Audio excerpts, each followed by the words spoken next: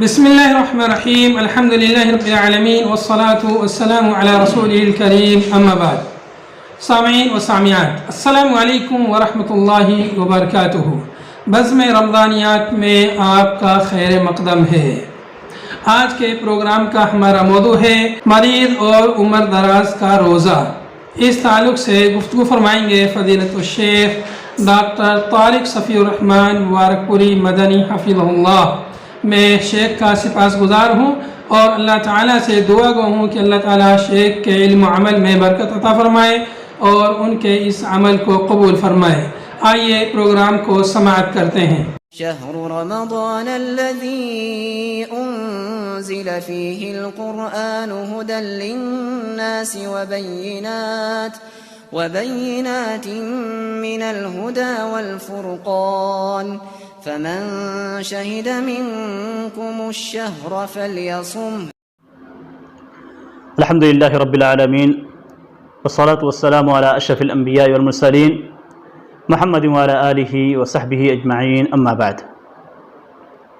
محترم سامعین،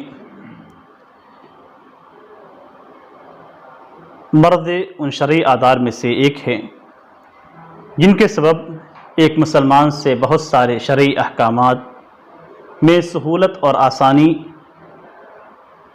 رکھی جاتی ہے۔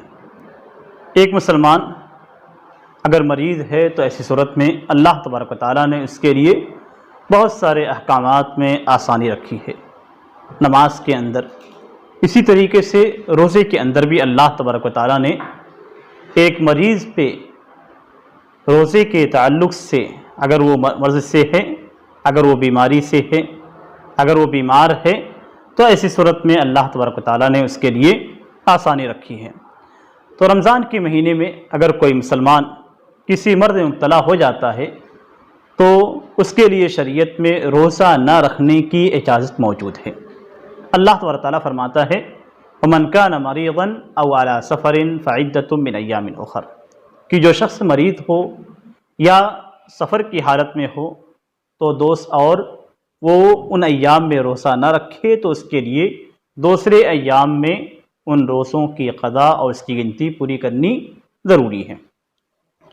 اللہ تبارک و تعالیٰ آگے فرماتا ہے یرید اللہ بکم الیسر ولا یرید بکم العسر، کہ اللہ تبارک و تعالیٰ تمہارے ساتھ آسانی چاہتا ہے، تمہیں پریشانی میں مبتلا کرنا نہیں چاہتا ہے۔ مریض کے روزے سے متعلق چند مسائل آپ لوگوں کے سامنے پیش کیے جاتے ہیں۔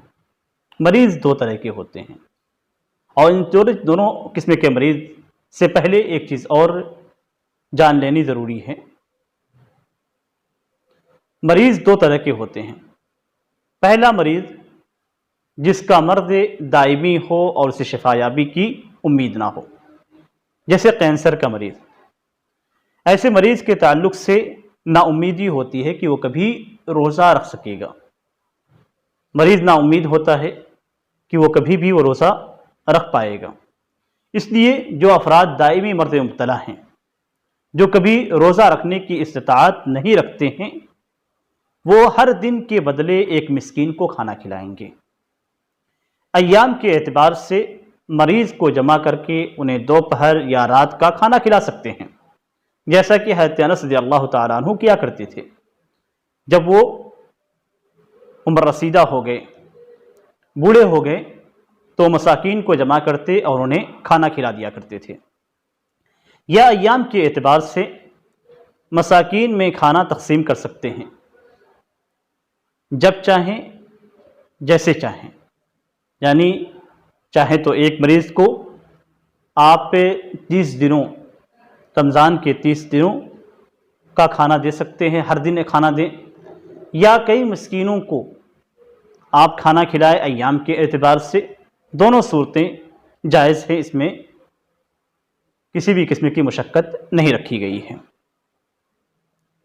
اور اگر اناج دینا ہے تو ایسی صورت میں 1/4 سا یعنی 1 مدھ، جس کا وزن عمدہ گیہوں کے اعتبار سے 510 گرام اور چاول کے اعتبار سے تقریباً 750 گرام بنتا ہے، ایک مسکین کو دے دے۔ اور بہتر یہ ہے کہ اس کے ساتھ گوشت یا تیل وغیرہ بھی دے دے۔ روزے کی استطاعت نہ رکھنے والے عمر رسیدہ شخص کا بھی یہی حکم ہے۔ مریض کی دوسری قسم وہ ہے جس کا مرض عارضی ہو اور اس کی شفایابی کی امید ہو، جیسے بخار اور اس طریقے کے دیگر امراض جو کبھی آتے ہیں اور پھر دوا وغیرہ کے ذریعے سے زائل ہو جاتے ہیں یا کچھ مدت تک رہتے ہیں، پھر ان کے شفایابی کی امید ہوتی ہے اور وہ مریض شفایاب ہو جاتا ہے۔ عارضی مرض میں مبتلا افراد کی 3 قسمیں ہیں۔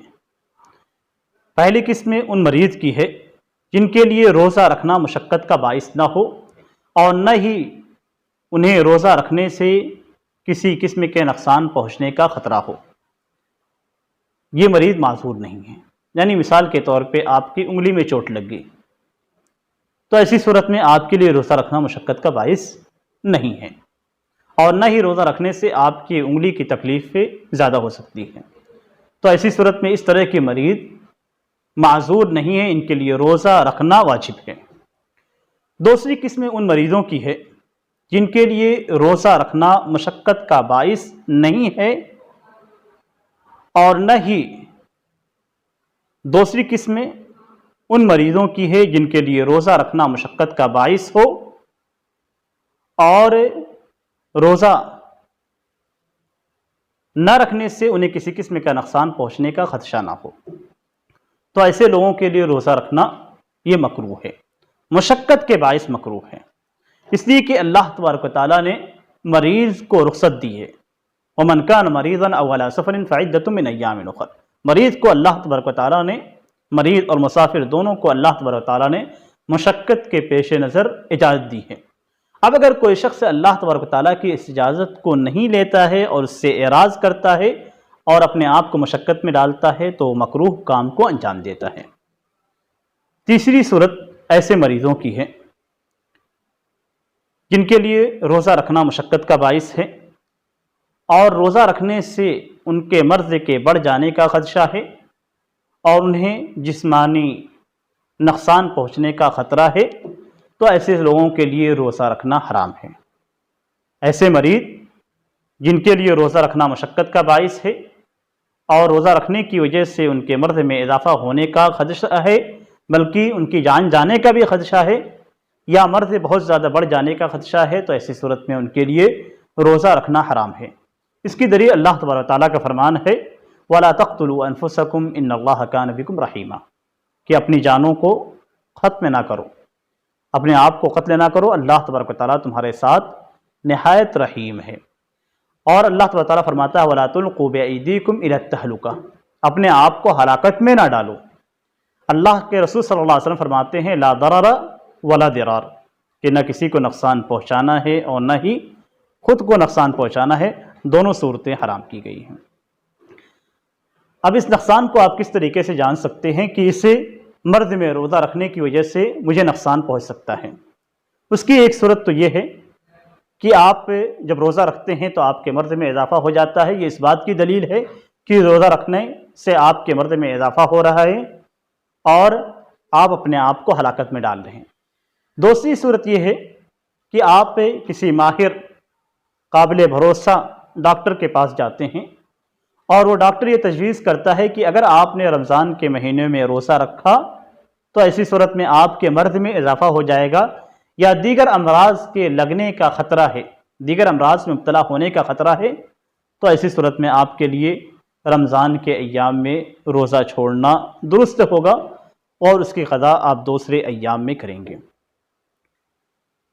اگر آپ کے پاس استطاعت ہے دوسرے ایام میں قضا کرنے کی تو ایسی صورت میں آپ قضا کریں گے، ورنہ اگر آپ کے اندر استطاعت نہیں ہے یا آپ کا مرض دائمی ہے جیسا کہ بیان کیا گیا، تو ایسی صورت میں آپ ہر دن کے بدلے ایک مسکین کو فدیے کے طور پہ کھانا کھلائیں گے۔ اگر اللہ نہ کرے یہ صورت پیش آ جاتی ہے کہ آدمی رمضان کے مہینے میں مرض میں مبتلا ہوتا ہے اور پھر رمضان سے فارغ ہونے کے بعد رمضان کے روزوں کی قضا نہیں کر پاتا اور اس کی وفات ہو جاتی ہے، تو ایسی صورت میں اس کے ولی اس کی جانب سے اس کے روزوں کی قضا کریں گے۔ اللہ کے رسول صلی اللہ علیہ وسلم فرماتے ہیں من مات وعلیہ صیام صام عنہ ولیہ، کہ جو شخص انتقال کر جائے اور اس کے اوپر روزے ہوں تو ایسی صورت میں اس کے ولی اس کی جانب سے روزہ رکھیں گے۔ یہ چند مسائل تھے جو مریض کے روزوں سے متعلق تھے۔